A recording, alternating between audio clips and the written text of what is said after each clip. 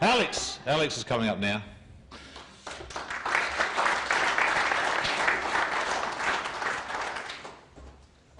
Hello everybody.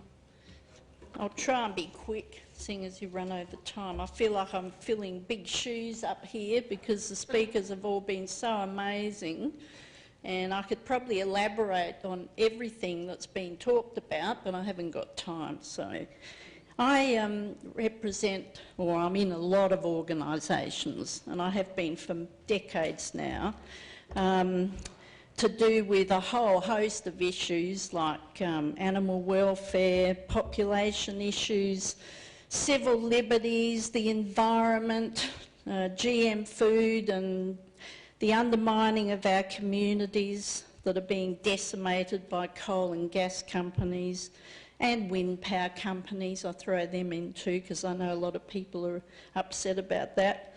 And also the other thing that's bothering me too is the undermining of our choices in natural health care that's going along behind the scenes. That's very concerning. And I just want to say that I don't know whether, seeing all of you here, that we've lost our patriotism. It's actually our elected representatives that have lost their patriotism because this country is being sacrificed to globalisation. Now,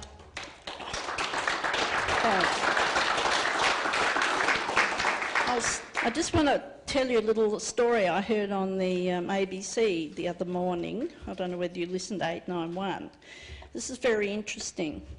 Back in October 1992, the well-known American journalist Gerald Celente visited the site where President Kennedy was assassinated in the company of ex-Texas Governor Connolly, who was shot in the same incident but survived.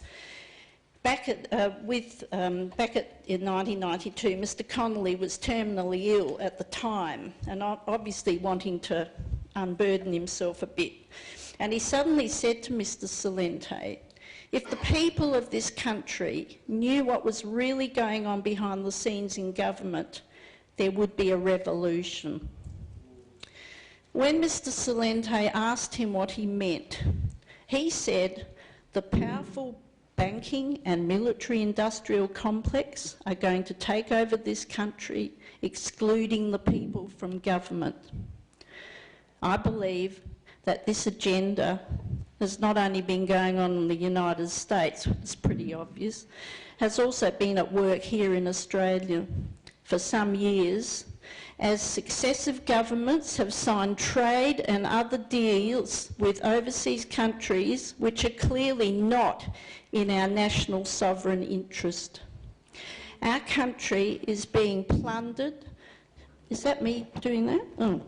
Is being plundered of its resources at a completely unsustainable rate, making a few very rich, providing royalties to the governments, but leaving the people who are the owners of those resources paying high petrol, gas and electricity prices. This is globalisation at work, and I believe Australia will be one of the worst hit casualties of this World Trade Organisation and United Nations agenda.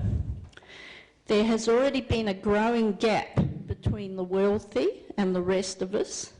Many people now work from contract to contract, a very stressful and uncertain situation to be in, especially if you have a family to support and a mortgage. Last time I checked, we were supposed to be living in a democracy.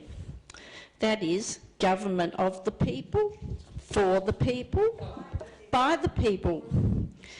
This is clearly not the case anymore. Yes, we get a vote every now and then, but it appears to mean nothing. You may have noticed that the state government here has just passed legislation to stop the Adelaide City Council from having any say about development in the city. Now the City Council represent the people who live in the city. So that means that the people who live in the city are not going to have a voice about any developments which might happen around them.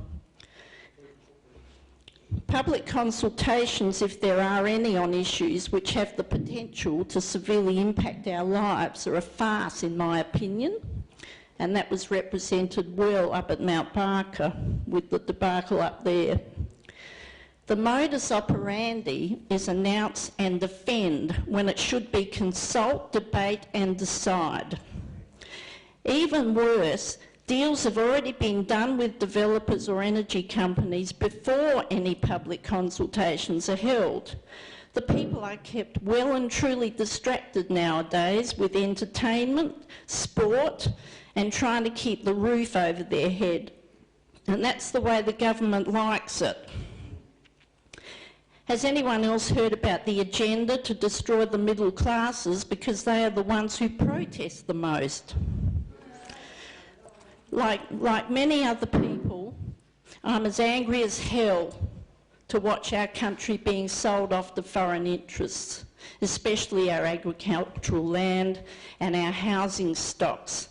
It seems to me that if there are any two countries in particular which both have over 1 billion people and they have been unable or unwilling to sustain their populations, why should they then be permitted to flood into Australia and create a situation where our own children cannot get into the housing market? This is wrong, and I do not understand how the government can justify this. With our limited livable land and limited water resources, I am horrified that population numbers of 40 million up to an insane 100 million are seriously being discussed. I am deeply concerned about the latest agreement, the Trans-Pacific Partnership. Sounds benign, doesn't it? It's being negotiated in secret, even to the exclusion of the media. I use the word negotiated loosely, as in the past I believe Australia has been bullied and pressured into signing agreements which undermine our national sovereignty and ability to choose our own destiny. The former Trade Minister Craig Emerson even hinted to me in a letter that we could be subject to trade sanctions if we don't toe the line. Is this Polly speak? For we have indeed been, or have we indeed been threatened? No corporation should be able to enter our country and then start undermining our laws in order to boost their profits. Over many years, the people have indicated that they do not want our country covered in genetically modified crops, and they do not want to eat GM food.